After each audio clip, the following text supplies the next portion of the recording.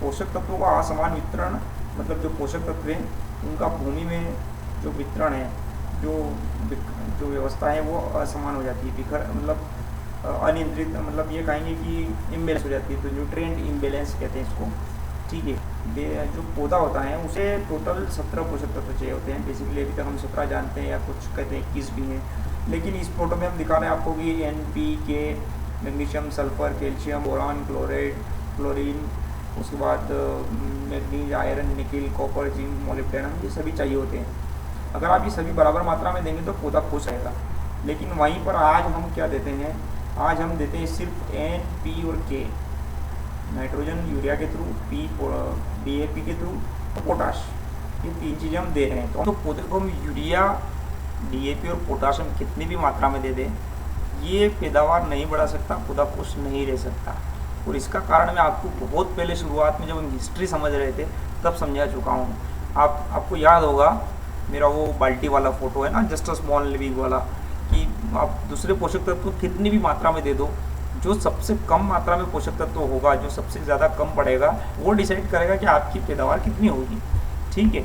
तो आपने NPK तो इतना दे दिया कि पौधे की डिमांड इतनी ही थी, यहाँ तक आपने इतना दे और एक्स्ट्रा दे दिया, इतना और एक्स्ट्रा दे दिया, मान लीजिए 50-50 किलो और एक्स्ट्रा दे दिया हेक्टेयर में, लेकिन फिर भी आपकी पैदावार कम है, पौधा खुश नहीं है, मतलब पैदावार कम है, ठीक है। तो ये कम क्यों है, वो बाल्टी वाला श्रम है, न्यूनतम का नियम, ठीक है, वो डिसाइड करेगा कि आपकी पैदावार कितनी होगी। भैया आपने NPK तो दे दिया, लेकिन मान लीजिए मैग्नीशियम कम पड़ गया, ठीक है, तो जो मैग्नीशियम पौधे में कम पड़ा है उसकी वजह से आपकी पैदावार में लॉस होगा। ये मैग्नीशियम डिसाइड करेगा कि आपकी पैदावार कितनी होगी, ठीक है। ऐसे ही बहुत सारे पोषक तत्व हैं, तो इसको हम आगे और देखते हैं डिटेल में थोड़ा और। तो कुछ वर्ल्ड के कुछ डेटा लिए गए, पता चला कि नेट सोन एरिया जो मिलियन हेक्टेयर्स में वो कितना था, मतलब टोटल जो बुआई का क्षेत्र है वो कितना बढ़ रहा है, और ठीक है। और पोषक तत्व जो जो फर्टिलाइज़र उनका इस्तेमाल कितना बढ़ा है, जो सालों वाइज देखे जाए तो 1950-51 से लेके 2008-9 तक का डेटा ये है। तो इसमें 120 मिलियन हेक्टेयर, 118 मिलियन हेक्टेयर पर शायद शुरुआत की थी, और अभी 130-140 मिलियन हेक्टेयर तक ये लोग पहुँचे हैं, ठीक है। लेकिन जो खरपतवार जो फर्टिलाइज़र का यूज़ था वो 0 kg से शुरू होके वो पहुंच चुका है आपका 180 किलो पर हेक्टेयर तक, ठीक है। तो इसमें इंग्लिश में जो लिखा है उसका मतलब ये है कि रासायनिक खादों के अनियंत्रित उपयोग के कारण पोषक तत्वों का असमान वितरण, सूक्ष्म तत्वों की कमी और मृदा स्वास्थ्य पर विपरीत प्रभाव पड़ता है। मतलब जो रासायनिक खादें हैं उनका हमें ज़्यादा इस्तेमाल नहीं करना है, लिमिटेड इस्तेमाल करना है, नहीं तो पोषक तत्वों का असमान वितरण हो जाता है, सूक्ष्म तत्वों की कमी हो जाती है, और मृदा का जो स्वास्थ्य है उस पर विपरीत प्रभाव पड़ता है। स्वास्थ्य पर प्रभाव पड़ रहा है, मतलब स्वास्थ्य क्या होता है, जो जिंदा होता है उसका स्वास्थ्य होता है, जो मुर्दा होता है उसका तो कोई स्वास्थ्य नहीं होता है। यहाँ ये भाई साहब ये कह रहे हैं कि मृदा जिंदगी, जो मिट्टी है वो जिंदा होती है, सोइल हेल्थ, मृदा का स्वास्थ्य। तो मिट्टी जिंदा है, उसका स्वास्थ्य बिगड़ गया तो किसान का स्वास्थ्य भी बिगड़ जाएगा, ठीक है। ये इसके थ्रू दिखा रहे हैं, ठीक है। तो पोषक तत्वों का जो असमान वितरण है उसके बेसिकली क्या क्या कारण हैं, वो अगर हम देखें तो जैविक खादों का सीमित उपयोग या लिमिटेड उपयोग करते हैं, या आजकल जैविक खादें होती नहीं है। पहले जहाँ पर हमारे बाड़े में 50 गायें हुआ करती थी, वहाँ आजकल हम 3 गायें या भैंस रखते हैं, तो कहाँ 50 कहाँ 3, तो उतना गोबर और उतनी देशी खादें हैं ही नहीं, जैविक खादें हैं ही नहीं, तो उपयोग जो है बहुत सीमित हो गया है, ठीक है। रासायनिक खादों का अत्यधिक उपयोग, क्योंकि आजकल बात बात पे चलो सोसाइटी रासायनिक खाद ले आओ, DAP आ गया, सिंगल सुपर फास्फेट आ गया, यूरिया आ गया, नहीं तो बाजार से ले आएंगे, तो हमारा जो रासायनिक खादों का इस्तेमाल है वो बहुत ज़्यादा बढ़ गया। उसके बाद फसल चक्रण शायद नहीं कर रहे हैं, वही सोयाबीन उसके बाद चना, या वही सोयाबीन उसके बाद गेहूँ, या वही सोयाबीन उसके बाद लहसुन, वही 1-2 फसल। और ख़ास करके चावल गेहूँ वाले क्षेत्र में, खास करके अगर पंजाब हरियाणा जैसे कुछ एरिया हैं तो उनको देखते तो वही इनका तो वही चावल गेहूँ वाला सिस्टम कंटिन्यू चल ही रहा है, ठीक है।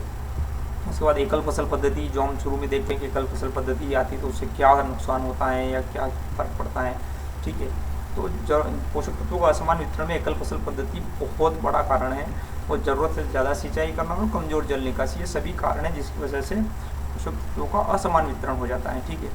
तो इस पोषक तत्वों के असमान वितरण को समझाने के मैंने एक उदाहरण तैयार किया है, जिसको आप, क्योंकि अगर मैं किसान को ये समझाऊंगा कि पोषक तत्वों का असमान वितरण, मैंने कहा था ना आपको कि इससे बहुत सारी चीज़ें हैं जो हमें दिखाई नहीं देती है, समस्याएं हैं, जो आपको दिखाई नहीं दे रही है, आप कितनी भी कोशिश कर लोगे आपको समझ में भी नहीं आएगी। यहाँ तक कि मैं समझाऊंगा, अगर ऐसे ही मैं समझाऊंगा पीछे वाली बातें बोलकर, आपको ये बातें बोल के ये बोलकर, ये फ़ोटोज़ दिखाकर, तो आप कहोगे हाँ भैया ये तो तूने बनाया है या कहीं से डाउनलोड किया है, वो ठीक है, वो आपको समझ में नहीं आएगा।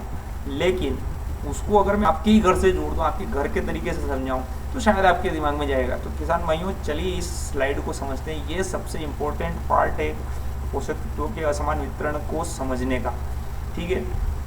तो मान लीजिए यहाँ पर जो आपका घर है, वहाँ पर पौधे का घर है। पौधे का जो घर है वो यहाँ पर आपका घर है, ठीक है, जिसमें आप रहते हैं। तो पौधा कहाँ रहता है? मिट्टी में रहता है। तो ये इस मिट्टी उसका घर हो गया, ठीक है। जो माता पिता हैं आपके, वो यहाँ पर आपके माता पिता है। यहाँ पर जो सूक्ष्म जीव और जीवाणु जो होते हैं मिट्टी के अंदर, मैंने अभी कहा ना मिट्टी जिंदा होती है, इसीलिए उन भाई साहब ने अंग्रेजी में लिखा था सोइल हेल्थ, मतलब मिट्टी का स्वास्थ्य उसका बिगड़ता है जिसमें जो जिंदा होता है। मुर्दा का तो स्वास्थ्य नहीं बिगड़ता है, मृत चीज़ों का, तो पत्थर का स्वास्थ्य थोड़ी बिगड़ता है, ठीक है। तो जिंदा है उसका स्वास्थ्य बिगड़ता है। तो मिट्टी में सूक्ष्म जीवाणु जीव होते हैं, मतलब मिट्टी जिंदा होती है, ठीक है। क्योंकि इसलिए कहा जाता है कि 1 चम्मच मिट्टी में 100 करोड़ जीवाणु होते हैं। 1 चम्मच जंगल की मिट्टी लो आप, उसमें 100 करोड़ जीवाणु होते हैं, तो वो जिंदा मिट्टी है, ठीक है। जैसे आपके खेत की मिट्टी भी जिंदा है, उसमें 100 करोड़ नहीं होंगे, 2 करोड़ होंगे, 1 करोड़ होंगे, 10 करोड़ होंगे, वो डिपेंड करता है उसमें ऑर्गेनिक कार्बन कितना है, ठीक है। तो हम यहाँ देखते हैं कि जीवाणु हैं, सूक्ष्म जीव जो हैं वो पौधे के माता पिता हैं। जो यूरिया आप देते हो खेत में पौधे को, वो आप बहुत बड़ी मात्रा में देते हैं। यूरिया हम अक्सर ज़्यादा मात्रा में देते हैं, ठीक है। तो इसे हम क्या खाते हैं? ये पौधे का भोजन हो गया भैया, आपने बोला ना, ये पौधे को बढ़ाने के लिए हम देते हैं, इसको पौधा खाता है, पौधा बढ़ता है, ठीक है। तो ये हो गया यूरिया आपका पौधे का भोजन। यहाँ पर आपका भोजन हो गया गेहूँ का आटा, ठीक है। उसके बाद आप देते हो DAP और पोटाश, यहाँ पर आपके हो गए पालक दाल, ठीक है। उसके बाद आपने पानी दिया तो इसका भी पानी तो पानी रहेगा। यहाँ पौधा बच्चा कौन है? यहाँ पर आपके बच्चे हैं, यहाँ पर पौधा बच्चा है मिट्टी के लिए, ठीक है। जैविक कार्बन और जैविक अम्ल जो है वो यहाँ पर इस खाने को पौधे को लेने में मदद करता है। तो वैसे ही चूल्हा और बर्तन हुआ तो आपका गेहूँ आटा वगैरह से आपका खाना बनेगा और आपके माता पिता आपको बच्चे को खाना खिला पाएंगे, ठीक है।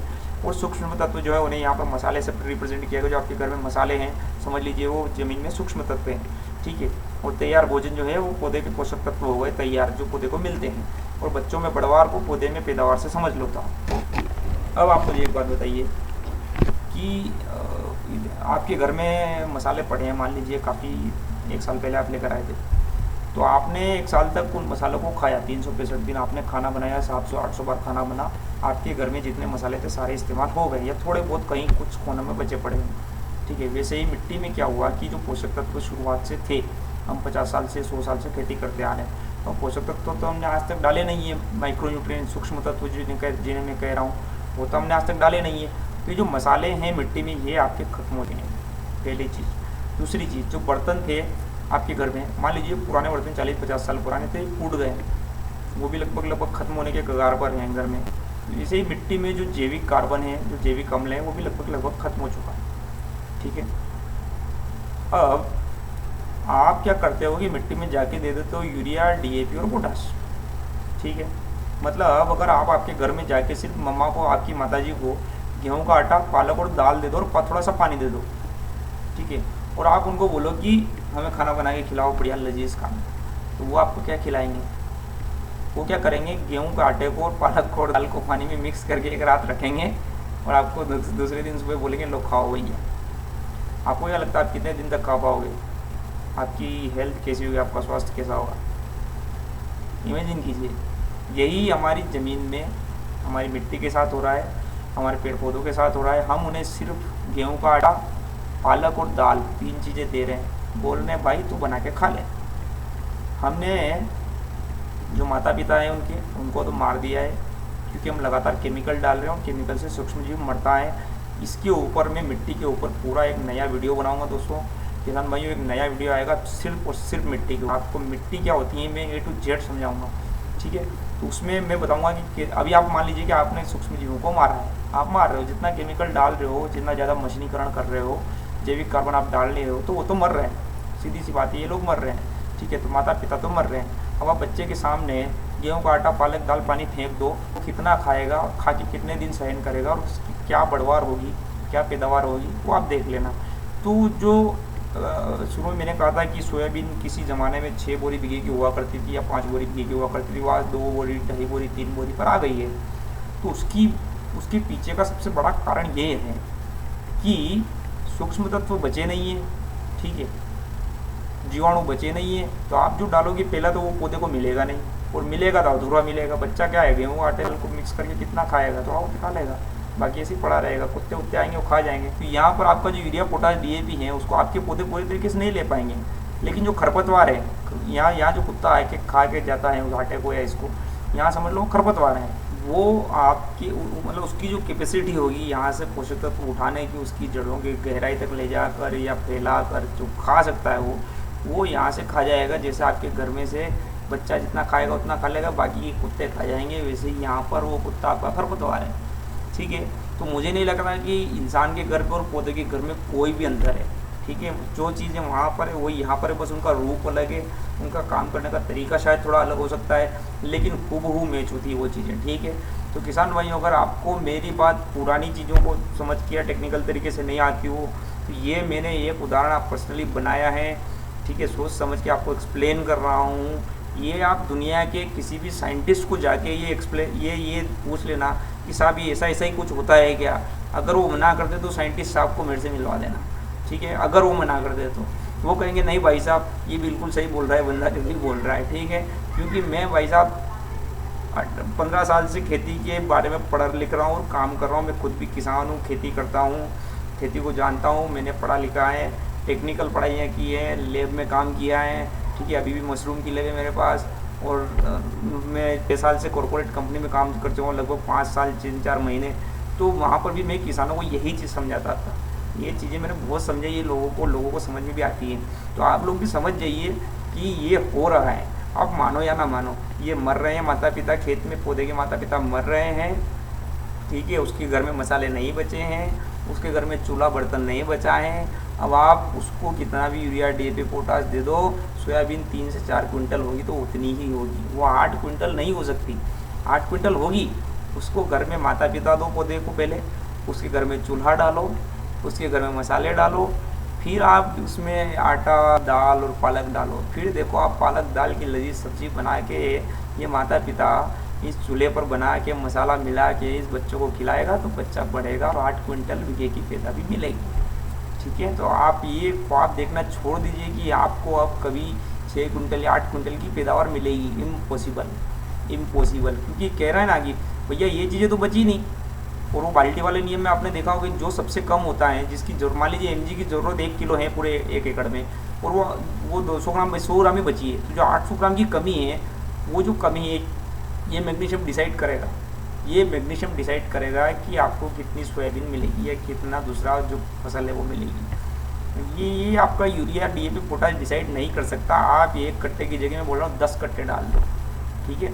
ये ज़्यादा से ज़्यादा थोड़ा बहुत और बढ़ाएंगे, बहुत ज़्यादा नहीं बढ़ा सकते, ठीक है। तो ये नियम आप बेहतरीन तरीके से दिमाग में उतार लीजिए। वो बाल्टी वाला और एक इसकी फ़ोटो ले लीजिए, स्नैपशॉट ले लीजिए, दुनिया के किसी भी एग्रीकल्चर के साइंटिस्ट को जाके इसके बारे में पूछ लेना। अगर ये एग्जांपल गलत प्रूव कर दे कोई तो मैं मान जाऊँगा, ठीक है।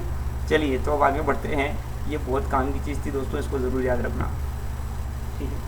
अब ये एक और बहुत ही इम्पोर्टेंट चीज़ है जो उसी से संबंधित है, जिसे मैंने फ़ोटो के रूप में समझाने की कोशिश की है। हाँ, पोषक तत्वों के असमान वितरण का जो कारण है वो क्या है। तो जो जैविक खाद होती है वो होता है मिट्टी का भोजन, ओके। जो जैविक खाद होती है वो होता है मिट्टी का भोजन। तो इसे मैंने एक फार्मूला बनाया है, जेम होता है, जेम जेली वगैरह जो खाते हैं, जेम बनता है चीज़ों का, तो ये होता है जेम, बहुत टेस्टी होता है। तो जो जेम है ये मिट्टी का भोजन है। मिट्टी में जो जीवाणु होते हैं, जो पेड़ पौधे उगते हैं, बच्चे जो है पेड़ पौधे, उनके लिए जेम है, जैविक खाद मतलब मिट्टी का भोजन। तो इसे आप याद रख सकते हो, ज से जेम, जे और म से मिट्टी मतलब म, जेम, ठीक है। तो जेम में एक फार्मूला है। इसमें क्या होता है कि इसमें 2 तरह की चीज़ें होती हैं। इसमें पहले तो हम ये समझ लेते हैं कि जो जैविक खाद होती है उसमें लगभग सारे पोषक तत्व होते हैं, ठीक है। फिलहाल हम ये मान लेते हैं कि होते हैं, क्योंकि अभी जो जैविक खाद हैं, ये गोबर की खाद है, उसमें क्या है क्या नहीं है वो भी मैं आगे आपको बताऊंगा। अभी आपको इसी समस्या में बताने वाला हूँ जो आपने कभी सोची भी नहीं होगी, ठीक है। तो किसान भाइयों लगे रहिए, थोड़ा सा पेशेंस रखिए, आपको बताऊंगा मैं कि आपकी जो जैविक खाद है वो वास्तविकता में उसका क्या महत्व है, ठीक है, वो किस किस लेवल तक, मतलब कहते हैं ना कि क्वालिटी ऑफ फूड या क्वालिटी ऑफ किसी भी चीज़ में हम क्वालिटी की बात करते हैं कि क्वालिटी होना चाहिए। तो आपका जो जैविक खाद है उसकी क्वालिटी क्या है वो मैं भी आपको आगे बताऊंगा, ठीक है दोस्तों।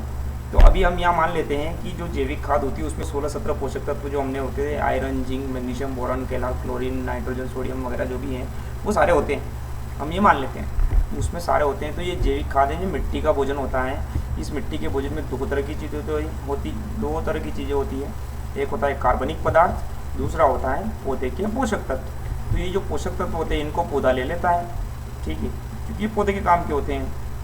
मिट्टी के जो बच्चे होते हैं उसके काम के होते हैं, बच्चों के काम के होते हैं। और ये होता है कार्बनिक पदार्थ। ये जो कार्बनिक पदार्थ होता है ये मिट्टी में जो माता पिता होते हैं उनके काम के होते हैं। इस कार्बनिक पदार्थ के थ्रू क्या होता है कि जो मैंने बताया ना, कार्बनिक पदार्थ और जैविक अम्ल, जैविक पदार्थ और जैविक अम्ल, तो ये जो मिट्टी के पोषक तत्व होते हैं, मिट्टी के अंदर जो पोषक तत्व होते प्लस पौधे के जो पोषक तत्व होते हैं, इनको जो मिट्टी में जो माता पिता होते हैं, जो सूक्ष्म जीवाणु होते हैं, मृदा के सूक्ष्म जीव, वो क्या करते हैं, इन सभी पोषक तत्वों को जैविक अम्ल के थ्रू खाना बनाकर पौधे के पोषक तत्व बदल कर पौधे को दे देते हैं। इससे मिट्टी में जो माता पिता है वो भी ज़िंदा है और जो बच्चे हैं वो भी ज़िंदा है, ठीक है दोस्तों। वहीं पर जो रासायनिक होता है वो पौधे का भोजन होता है। रासायन कभी भी मिट्टी का भोजन नहीं होता है, ये बात हमेशा दिमाग में उतार लीजिए आप। ये बहुत ही बड़ी चीज़ है किसानों के समझने के लिए, बहुत ही पक्की बात बोल रहा हूँ मैं आपको। आप दुनिया में गूगल कर लीजिएगा। मैं गूगल का नाम बार बार इसलिए लेता हूँ कि गूगल से बढ़िया गुरु और गूगल से बढ़िया इन्फॉर्मेशन का सोर्स इस दुनिया में और कोई नहीं है, ठीक है। वहाँ पर आपको हज़ारों तरह की इन्फॉर्मेशन मिलेगी, आपको जो चाहिए मिलेगा, ठीक है। आप गूगल कर लीजिए।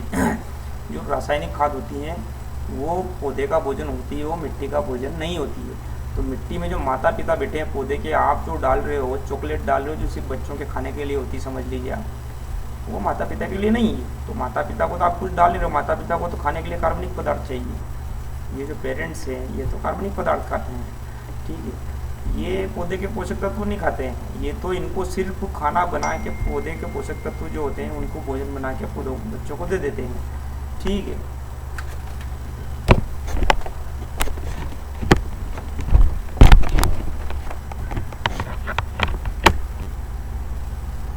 ओके, तो ये जो पोषक तत्व होते हैं ये तो माता पिता जो होते हैं, जो सूक्ष्म जीव होते हैं, वो क्या करते हैं कि पौधों को दे देते हैं, ठीक है। तो माता पिता को चाहे कार्बनिक पदार्थ, तो रासायनिक खाद जो आपकी होती है उसमें कार्बनिक पदार्थ नहीं होता है, उसमें सिर्फ केमिकल होता है, ठीक है। तो केमिकल के थ्रू हम देख रहे हैं कि उसमें सिर्फ हम क्या दे रहे हैं, NPK दे रहे हैं। बेसिकली हम दे तो वही रहे हैं, ये सफ़ेद सफ़ेद यूरिया, ये भूरा भूरा सा DAP और ये लाल लाल ईंट कलर का पोटाश। पोटाश भी हम रेयरली देते हैं, ठीक है। मेन तो हम N और P ही दे रहे हैं, ठीक है ना, ये दो ही दे रहे हैं। तो ये तो हो गया पौधे का भोजन, जो जैसे ही आपने ज़मीन में डाला पौधे को जितना मिलना था मिल गया, बाकी कुत्ते ले गए। वो कुत्ते कौन है, कहाँ ले गए, वो भी मैं आपको बताऊँगा, समझाऊँगा, ठीक है। तो ये एक समस्या है, ये एक चीज़ है जो आपने शायद नहीं जानी होगी कि जो जैविक होता है मिट्टी का भोजन होता है। तो इसका सिंपल फार्मूला ये हो गया GM और ये हो गया रेप।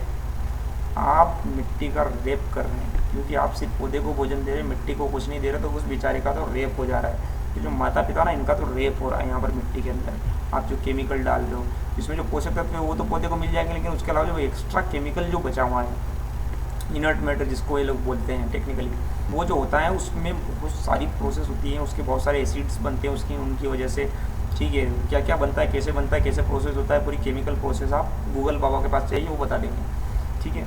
तो ये जो हो गया ना, ये हो जाता है रेप। रे मतलब रासायनिक खाद, प मतलब प से पौधे के भोजन। तो ये जो रेप अपन कर रहे हैं ना फिलहाल मिट्टी का, ये करना धीरे धीरे बंद कर दीजिए प्लीज़। और ये जैम खिलाइए। जैम का फ़ायदा ये है कि पौधे भी मस्त रहेंगे, बच्चे भी मस्त रहेंगे और माता पिता भी मस्त रहेंगे, तो परिवार खुश रहेगा। परिवार को खुश रखने का एक ही तरीका है, सबको बराबर मिले, सबको अच्छा मिले। सिर्फ बच्चों को खिलाएंगे तो माता पिता कमज़ोर पड़ जाएंगे, माता पिता मरने लग गए तो बच्चे भी मरने लग जाएंगे, ठीक है। चलिए, तो दूसरा अब आगे आता है कोई फसल चक्रण नहीं। तो फसल चक्रण होता क्या है, तो ये बहुफसली पद्धति ही है जिसमें हम अलग अलग फसलों का इस्तेमाल करते हैं, ठीक है। टेक्निकली यहाँ हो सकता है कि उसमें intercropping, mixed cropping, type of cropping और अलग हो सकता है। लेकिन किसानों को समझने के लिए मैं ये कहूँगा बहुफसली मतलब बहुत सारी फसलों का इस्तेमाल किया जाता है खेत को प्राकृतिक तरीके से मैनेज करने के लिए, मिट्टी को प्राकृतिक तरीके से मैनेज करने के लिए।